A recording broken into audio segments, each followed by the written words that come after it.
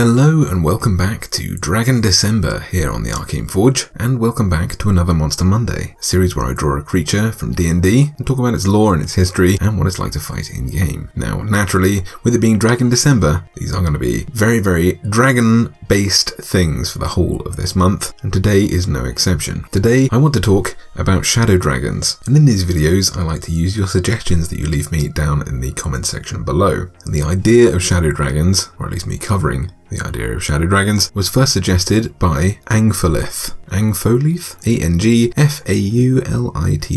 Angfolith, I guess. So thank you so much for your suggestion and for letting me have a chance to talk about these absolutely amazing creatures. Shadow dragons are a rarely encountered, rarely even spoke of form of dragon that has become a real fan favourite since its introduction in the 1983 Monster Manual 2, and it even managed to make it to become one of the monsters in the Monster Manual for 5th edition. Or rather, just like the rules for the Dracolich, we're given a template and a set of rules for adaptations to use on existing dragons that transform any kind of dragon into a shadow dragon. As this suggests, a shadow dragon is therefore a transformed state, like a Dracolich, some kind of corruption, mutation, or variation that occurs to a once normal dragon. So what is that? What is that transformation? Why does this happen? How do shadow dragons come into being, and what does it mean for them? Well, dragons are essentially timeless, magically infused beings, not unlike devils, demons, or celestials in D&D, although they are somewhat tied to the elements and to the material plane. So they are in some sense a kind of force of nature, of magic, something intrinsic or tied to the reality of D&D or where your adventures take place. Their nearly limitless lives and affinity for magic often sees them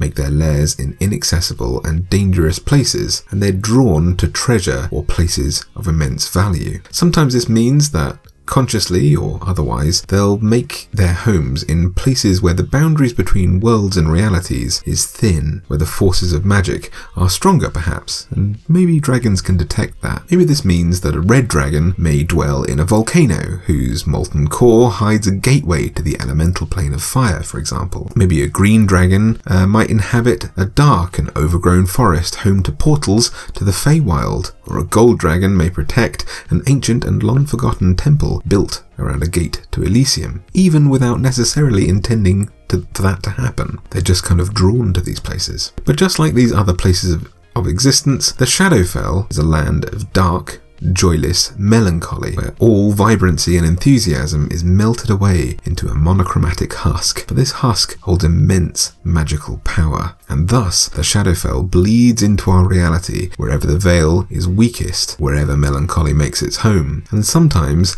this is the power and the realm that a dragon is accidentally drawn to. So shadow dragons are formed when a dragon of any kind is drawn into the Shadowfell and spends too much time there, or if they are instead born in that accursed plane. A good way to picture the Shadowfell is to imagine the Upside Down from Stranger Things. Like the Feywild, it mirrors our reality, but as if all the joy and hope in the world has been leached from it. So dragons, being this force of nature, this force of magic, are attuned to the natural magic of our world, but nature is very different in the Shadowfell, and as such, if a dragon spends too much time in that place, its nature begins to change and alter. Its attunement to natural magics alters to the natural magics of the Shadowfell instead. It may take years, but gradually a dragon's scales will lose their saturation, turning grey and then to matte black. The flesh of its wings will dissolve into smoky silhouettes, and its eyes will burn with emptiness. Now, why would a dragon allow this to happen to itself? Well, the Shadowfell has a capacity to drain all hope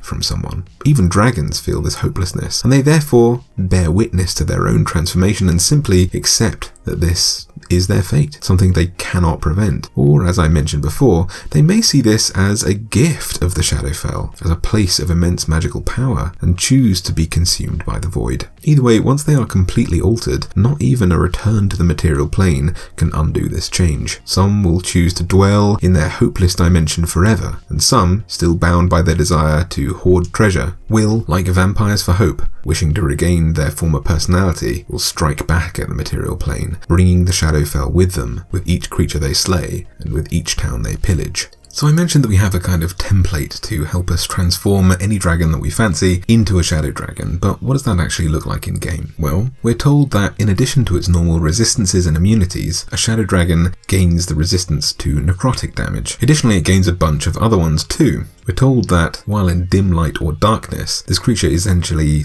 empowered by the Shadowfell and gains resistance to any kind of damage that isn't force, psychic, or radiant. That's probably to indicate that this thing is kind of made out of ethereal smoke, that it isn't fully tangible and as a result can't be harmed conventionally, or at least not easily. Or it might indicate that these creatures are empowered and toughened by their hopeless, void-like selves. Either interpretation is valid, but it's kind of up to the DM. Despite being absolutely massive creatures, now being made out of shadow, they gain a proficiency in stealth, and if they already have that proficiency, that is doubled for them. Additionally, they can take the hide action as a bonus action, provided they're not shrouded in light. Thankfully, they're not just full of upsides though. Their new shadow form means that they are actually vulnerable to the radiance of sunlight, and just like the drow, have a sunlight sensitivity, which means they have disadvantage on attack rolls and perception checks that rely on sight if they are out during daylight or if their target is in direct light, so they have at least one weakness. Most interesting of all though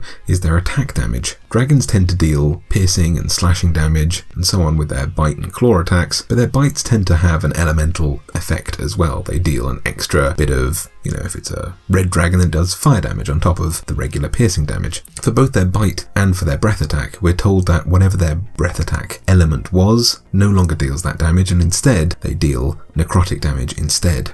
But fascinatingly, we're told that if a humanoid is reduced to 0 HP by this damage, they just die. They don't get to make life and death saving throws, they just instantly die if they're reduced to 0 HP, and they are transformed into an undead shadow, which rises from its corpse and acts immediately after the dragon in initiative count. This shadow is permanently under the dragon's control. So shadow dragons are incredibly deadly, absolutely terrifying creatures, mostly for the fact that they can one-shot kill you without you managing to get the chance to take life and death saving throws, but also because they get all these extra resistances, they're a little bit stealthier, they're just hella creepy, massive dragons. But they're really, really fun creatures, and although I've never personally had the chance to use one, I really hope I'll get to. What's absolutely not hella creepy though are my patrons over on Patreon. I mentioned earlier that I take your suggestions for videos that you'd like to see down in the comment section. I do, so if you have a monster you'd like to see me draw, make sure to leave that down there. And I add every single one of your suggestions, whether it's from the traditional monster manual, another D&D book, or from things like Kobold Press, a homebrew, whatever you want to see in the game,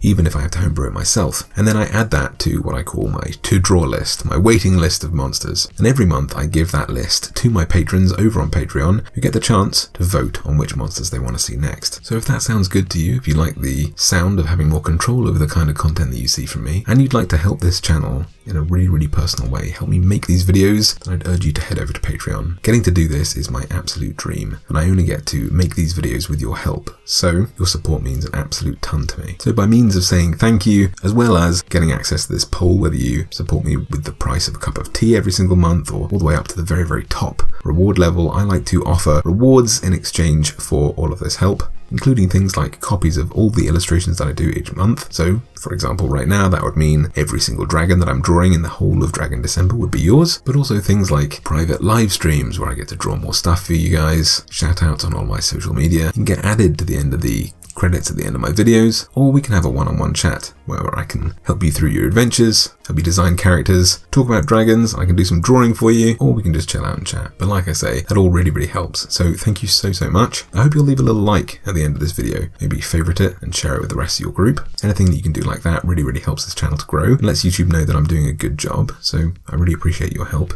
if you choose to do that. And otherwise, I hope you manage to avoid an encounter with a shadow dragon. Always make sure to keep your eyes peeled in case a massive bus-sized flying monster is lurking in the shadows behind you, because it might be just about to turn you into an undead nightmare with a single breath. And happy monster hunting.